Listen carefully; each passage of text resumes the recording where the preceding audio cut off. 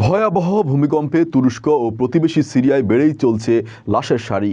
এর মধ্যেই দীর্ঘ ২৪ ঘন্টারও বেশি সময় পর দেশটির কাহরামান মারাস নগরীতে ধ্বংসস্তূপের ভেতর থেকে ১৪ বছর বয়সের এক বালককে জীবিত উদ্ধার করা হয়েছে।